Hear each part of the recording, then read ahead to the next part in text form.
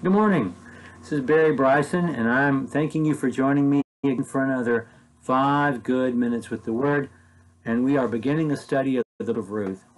I have called the book of Ruth in the past Three Love Stories in 4 Acts. And it is indeed that. And that's how we're going to be studying the book. We'll look at the 3 love stories after I introduce the book today, and then we will get into the text and see the 4 acts of the story, beginning with the crisis and ending with the happy ending.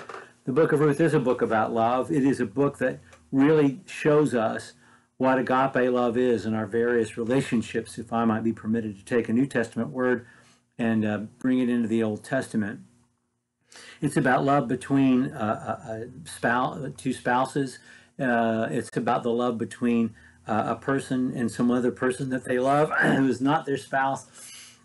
It's also about the love between a person and God and God's love for us. And it gives us these 3 dimensions of agape love, these 3 facets of the love relationships that we have in a way that no other book in the Bible does.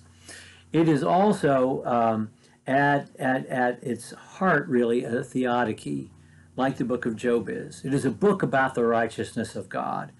It's a book that demonstrates that God is good to people, that God does not treat people unfairly, because that's the question, that's the assumption, I should say, that is made at the beginning of the book, that God does not treat us unfairly, that God is not necessarily good, although Naomi never doubts that he clearly is God. So that's what we're going to be looking at. The 3 love stories in this book are the love story between Naomi and Ruth, and then the love story between Boaz and Ruth, and the love story between Naomi and God. This really is a woman's book. I can't reiterate that enough.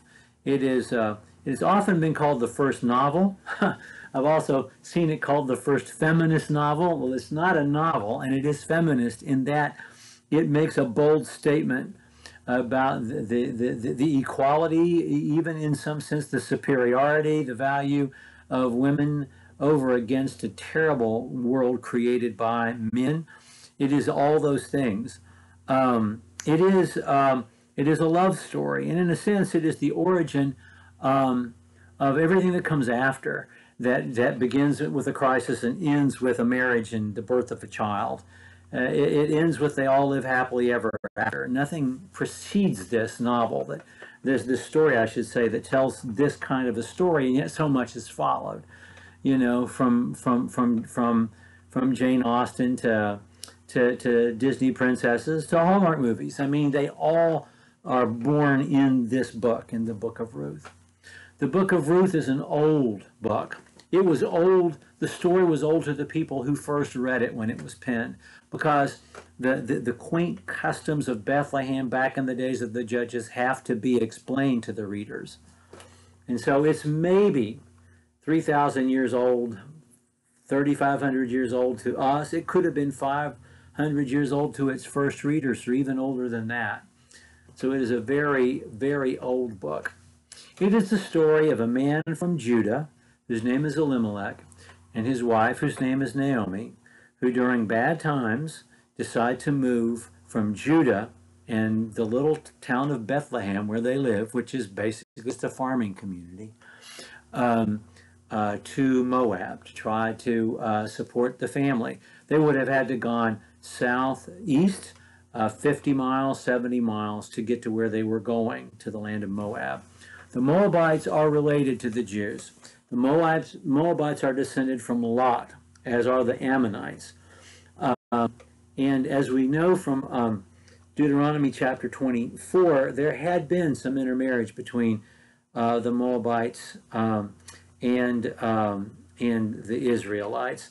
But what we know from the Old Testament is that there is mostly hostility and open war periodically between the Moabites and the Israelites. The Moabites practiced a particularly violent and vile form of idolatry. They worshipped the god Chemosh, who demanded human sacrifice, and particularly child sacrifice. And the way they would sacrifice their children is that they would build a bonfire to Chemosh, and they would throw their infants in that fire. We have to keep that in mind when we hear later on Naomi tell Ruth to go back to her people and her gods, because this isn't just asking her to, go live with the Methodists.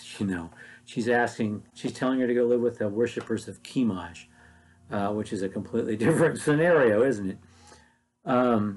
It is such a beloved book. It's my favorite book of the Old Testament because there are so many layers to it. We see people who are good people, ideal people. And if nothing else, during this time of the Judges, and if you've just read the book of Judges, man, you have to, as a cleanse, read the book of Ruth, because it happens during the same time. And we get to be with good people. Not people who live ideal lives, but people who find their way through because they are good and they love each other and they take care of each other. And we learn that it's possible to do that no matter how bad things get in this book. And maybe that's the lasting legacy we need from this book every day of our lives. Well, we'll start talking about the 3 love stories tomorrow. Thank you for joining me for 5 good minutes.